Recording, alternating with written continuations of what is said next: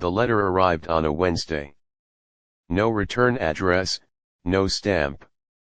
Just a single line written in thin, deliberate handwriting, "It's time to come back." Inside was a brass key.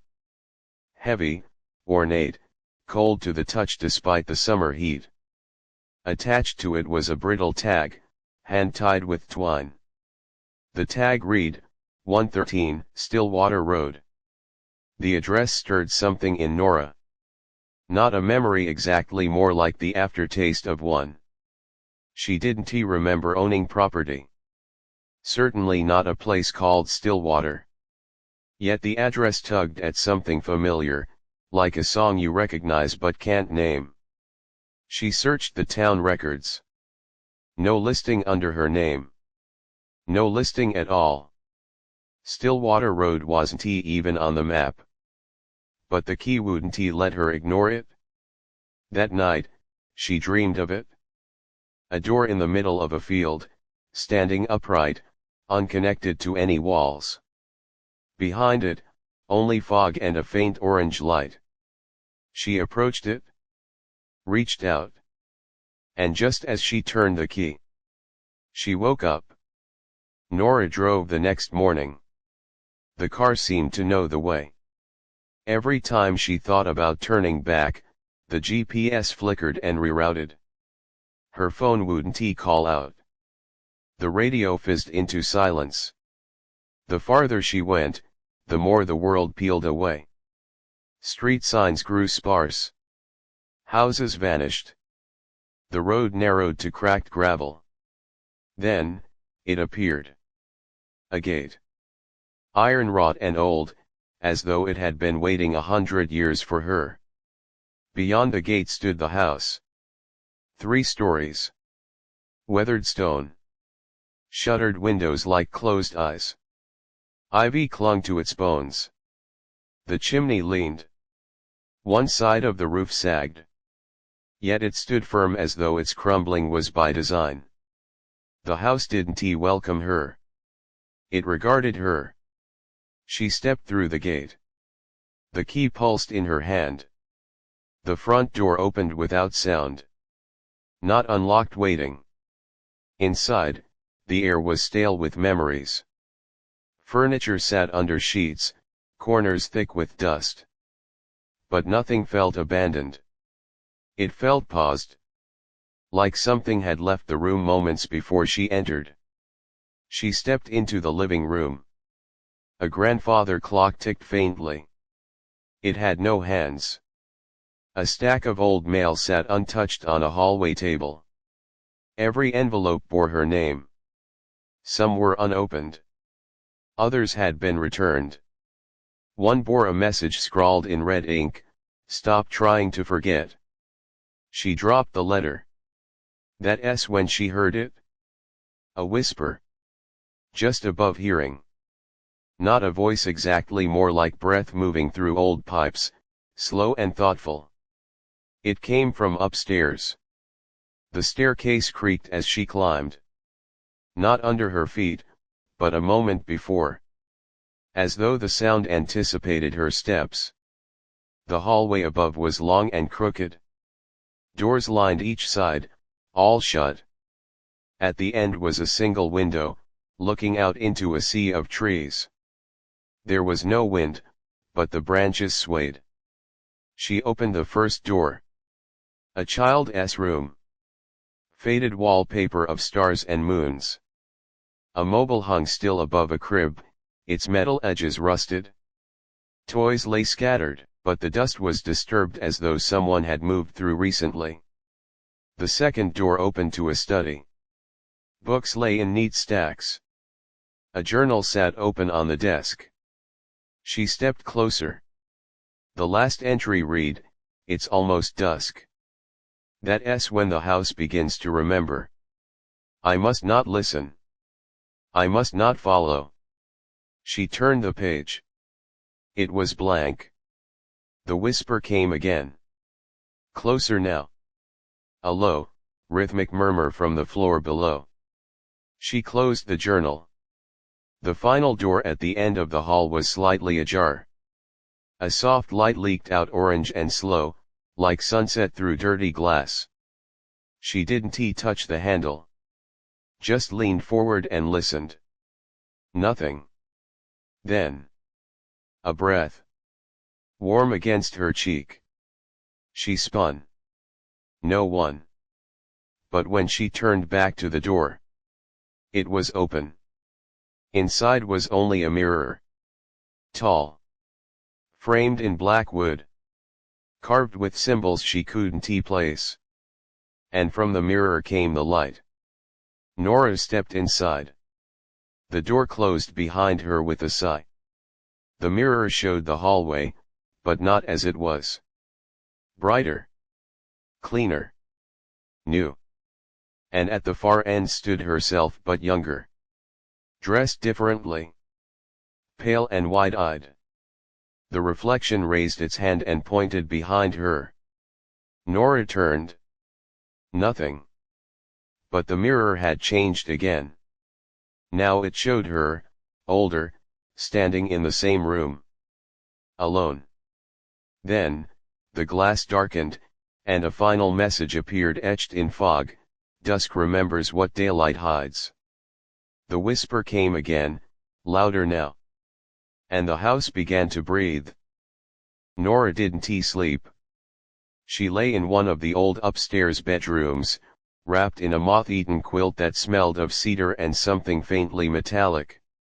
The bed frame groaned beneath her weight, like it hadn't held a person in decades. Moonlight slithered through the blinds, cutting silver bars across the floor. The whispering never stopped. It didn't seem to come from anywhere, or rather, it came from everywhere. The walls, the floorboards, inside the drawers of the desk. Faint, like the rustle of dry leaves. Like breathing behind the ceiling. But what unnerved her more was the sense of being watched. Not with malice. Not even with curiosity. With recognition. As if the house had known her longer than she knew herself. She rose before sunrise, eyes gritty, stomach hollow. In the hallway, the floor sloped slightly to the left, and the wallpaper curled at the edges, revealing old floral patterns beneath more recent paint. She didn't remember this house. But it remembered her. A picture frame hung crookedly beside the stairs. Dust coated the glass, but beneath it was a photograph of a girl sitting on the porch. Barefoot. Book in her lap. Her head turned just enough for Nora to see the face. It was her. 10, maybe 11 years old. Smiling gently. Her hair tied back the way her mother used to do it. But she had no memory of this moment. No memory of this porch. Or this place. And yet she knew the book. The worn blue spine, the frayed pages. It had been her favorite. She used to read it on rainy days. Nora staggered back. The whispering paused, just for a moment. Then resumed soft, coaxing. Keep going. The kitchen was still. A radio on the counter buzzed faintly, tuned to static. Dust floated in thin shafts of morning light. The refrigerator hummed, though there was no power.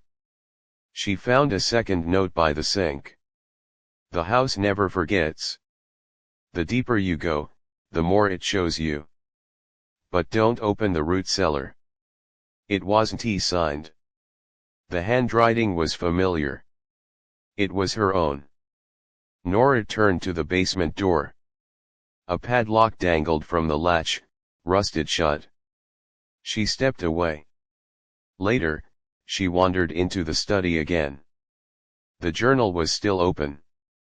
But a new entry had been written since she last saw it: she is almost ready. The house has begun to stir. The mirror knows. The rooms know. She must remember. She closed the book slowly. Her fingers trembled. This wasn't a haunting. This was a process. The house didn't torment her. It was teaching her.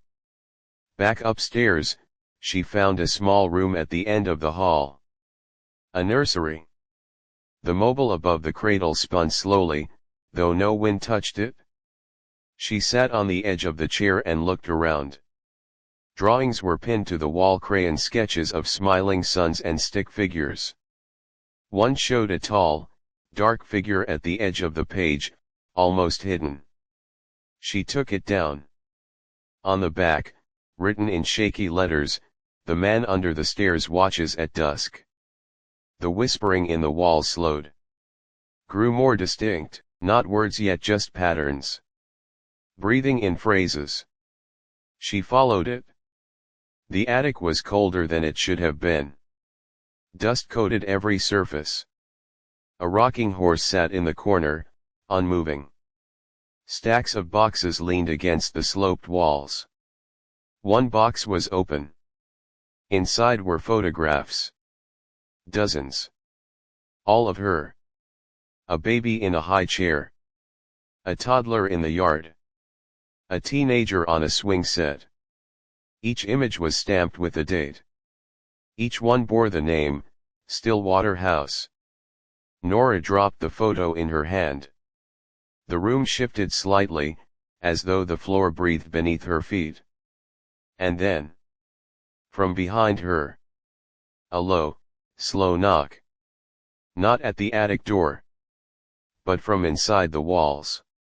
She turned and backed away, her breath tight. The knock came again. Then again. Each one louder, more deliberate. Then silence. And a voice, not loud, not sharp. Soft. Like a mother speaking through a dream, "You said you'd never leave." Nora froze. It was her voice. Younger. Fainter. A memory given shape. She ran down the stairs. Past the mirror. Past the photos. Through the kitchen.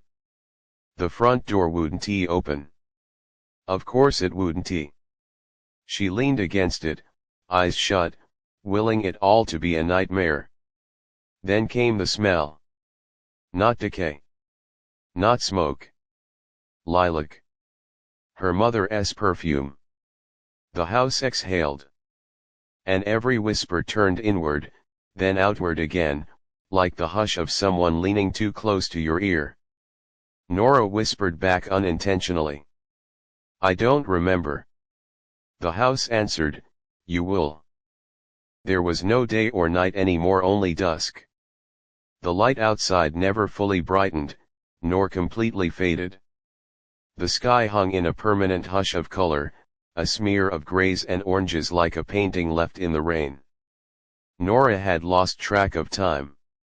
Her watch ticked, but its hands never moved. Her phone screen flickered, unresponsive, stuck at 5:47 p.m. That had been the time when she'd arrived. That was the time now. It had never changed. She stopped searching for ways out. The front door remained locked. The windows opened, but the world beyond them no longer seemed real. The trees were too still. The sky pulsed with a slow, amber heartbeat. Even the air outside the windows didn't move. Nora sat in the upstairs hallway, the mirror at her back. It hadn't shown her reflection in days. Instead, it now showed the house, slightly altered. In the mirror, she could see rooms that no longer existed, furniture that had never been in her memory, people who stood still and stared from behind cracked doors, but only in the reflection.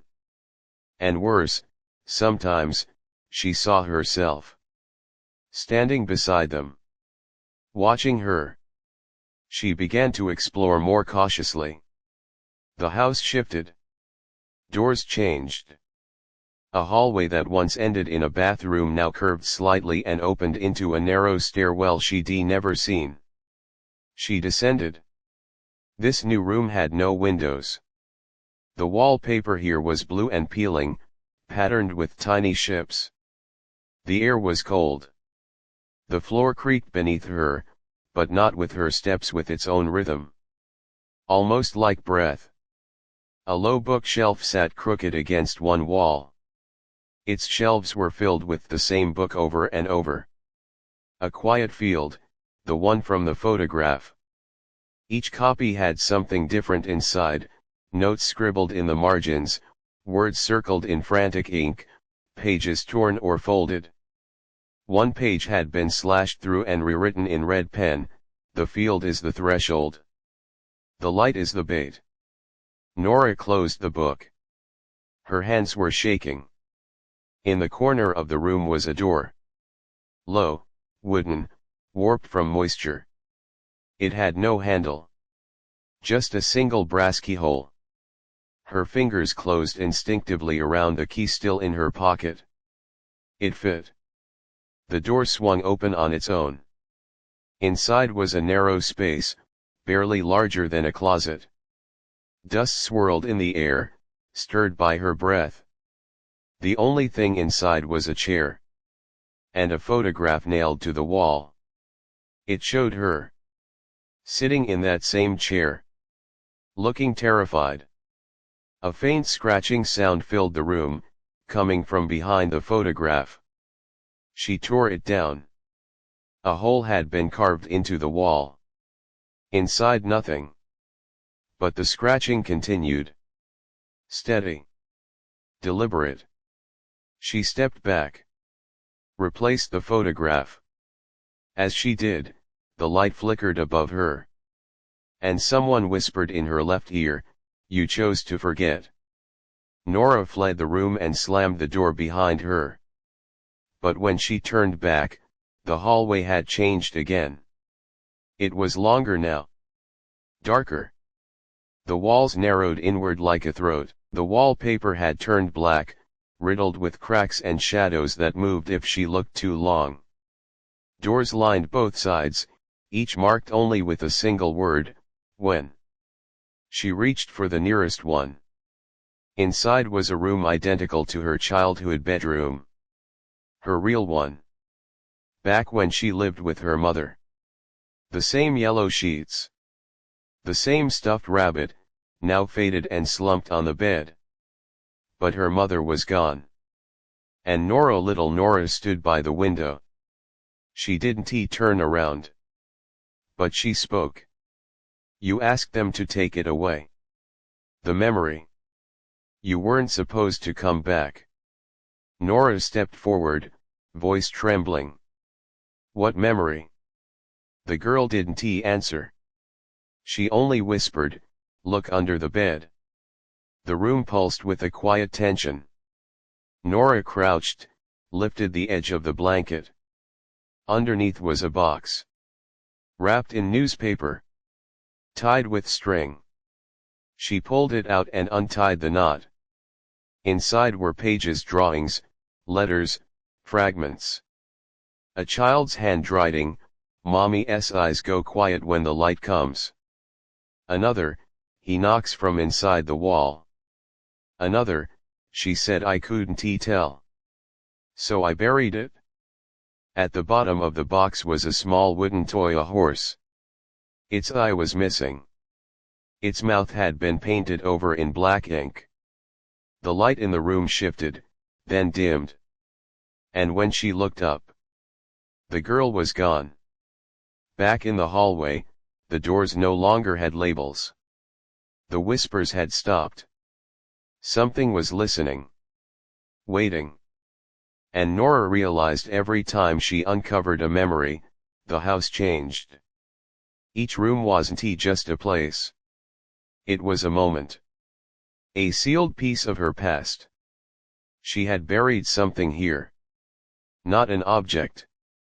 A truth. The question was, why had she locked it away, and what would happen if she remembered? Nora hadn't spoken in hours. There was no need. The house responded only to silence. Words had weight here. Sound woke the things that stir just beyond the corners. Shadows grew deeper when she said them aloud. So now, she moved like breath, soft, quiet, nearly invisible. But inside her mind, everything was screaming. The hallway outside her childhood bedroom was gone. In its place, a spiraling staircase that descended into an impossible black curve. It should be been the basement. But it wasn't. The steps didn't creak. They hummed. Each footfall echoed like it was walking through her skull. She clutched the box from under the bed, now filled with fragments of forgotten years. Letters. Pictures. Broken toys. Things that belonged to a girl who hadn't existed in anyone's memory for a long time. Except the house's. She reached the bottom of the stairs and found a door. Unlike the others, it bore no markings, no lock. Just faint scratch marks at the base as if something had tried to claw its way out. Or in. She opened it. Inside was a room made of mirrors. Dozens. Tall. Framed in tarnished brass. Leaning against every wall. Hung from the ceiling. Standing freely in the middle of the room like glass statues. None of them reflected her correctly. In one, she was aged. In another, she was 6. In another, she was gone completely, but someone else stood where she should be. Tall. Thin. Wearing her skin like it didn't quite fit. Nora walked carefully, afraid to touch the glass. The reflections whispered now. Not from their mouths. From the air inside them. You were here before. You begged to forget. But forgetting doesn't erase. One mirror cracked on its own. Then another. Then another. Each crack seemed to shatter some fragment of her memory. She ran from the mirror room.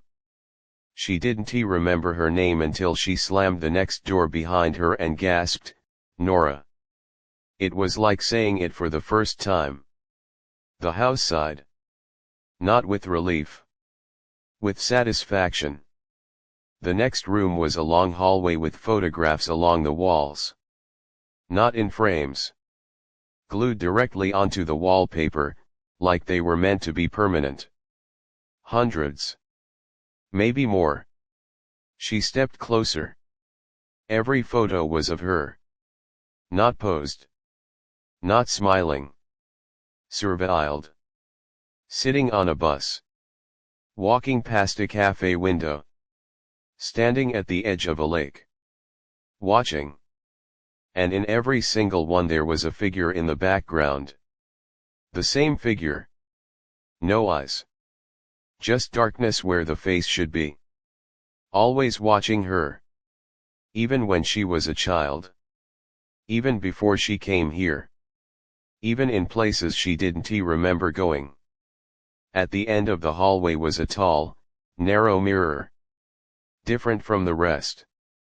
The frame was carved with spirals. At the center of the glass, her reflection stared back. Accurately. Finally. But the room behind her in the reflection was not the hallway. It was the root cellar. She turned around. There was no door. But the mirror remained. Calling. Daring. She reached out. Her fingers didn't touch glass, they passed through it. The cellar was cold. Wetter than the rest of the house. Earth walls. A dirt floor.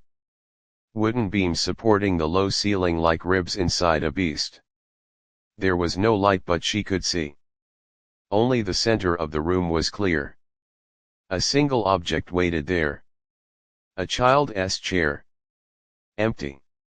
Nora stepped toward it, her limbs feeling lighter. Detached.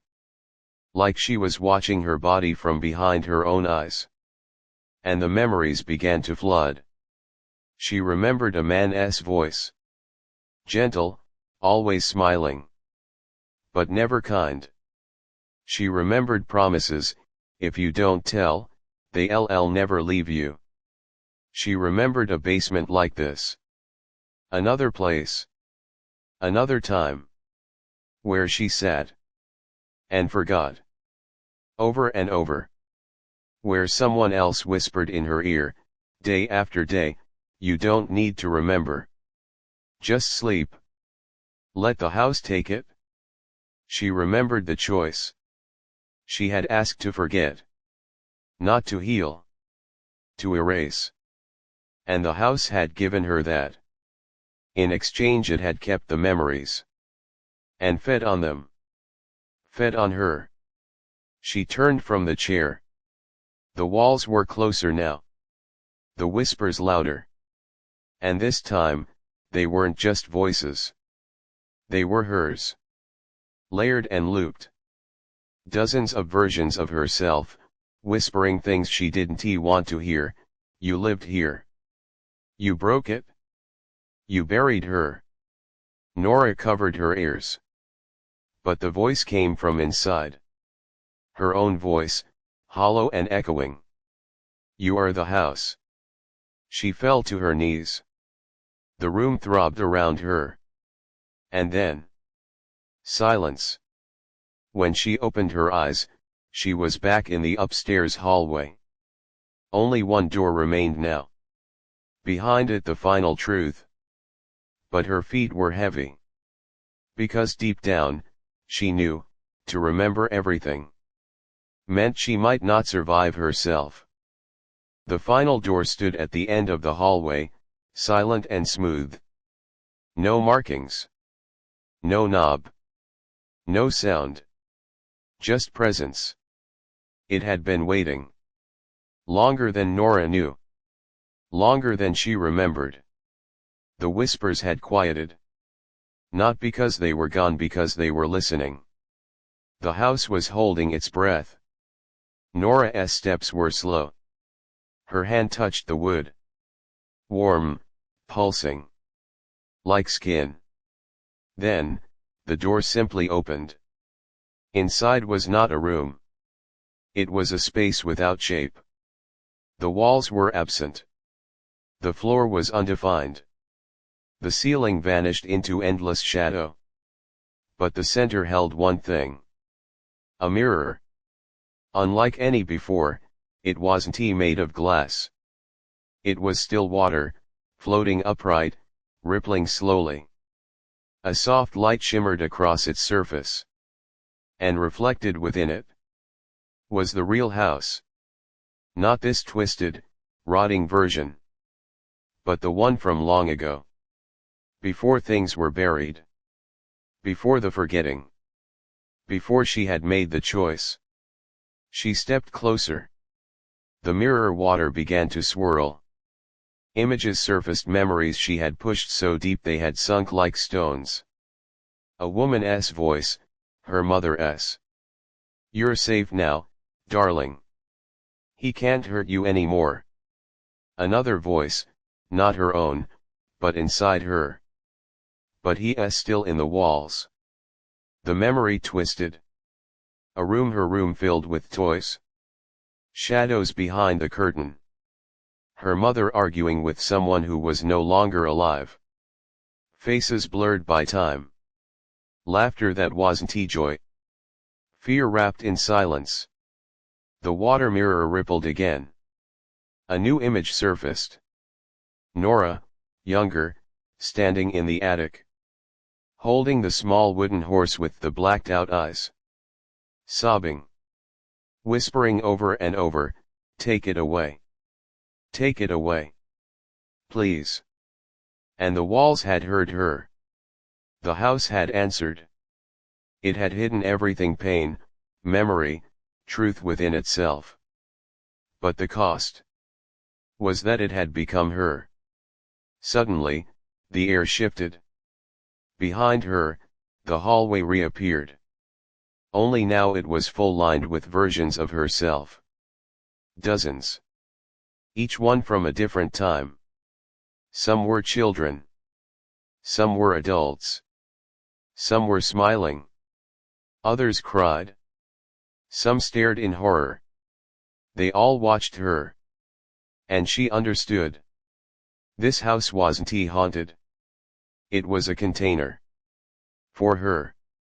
For every version of herself she had ever disowned. Every feeling she had buried. Every truth she had refused. The whispers weren't spirits. They were her own memories. Calling.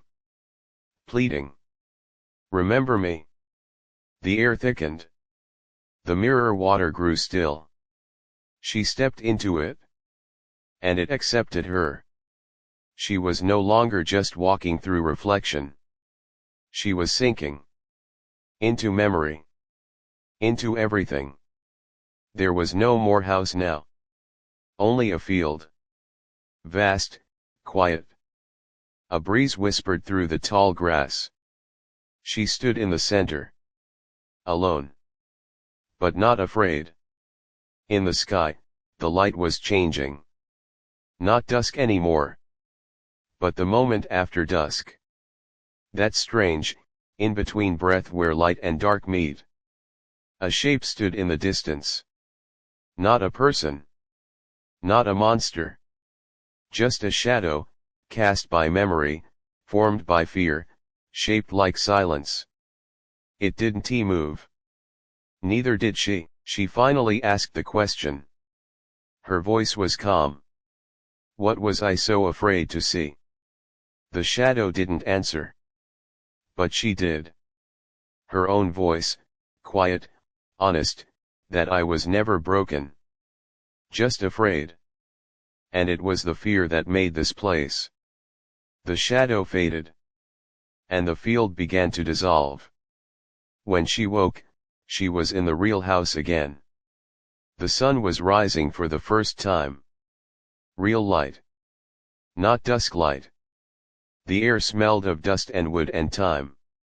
She stood up. The floorboards creaked. The hallway was whole. The mirror showed her reflection. Only her. No whispers. No shadows. No distortions. She walked out the front door. It opened easily. Behind her, the house stood quiet. Still old. Still haunted. But not by spirits. Only by silence. And memory. As Nora stepped into the morning, she didn't look back. She didn't need to. Because now she remembered everything. And the house, at last, could rest.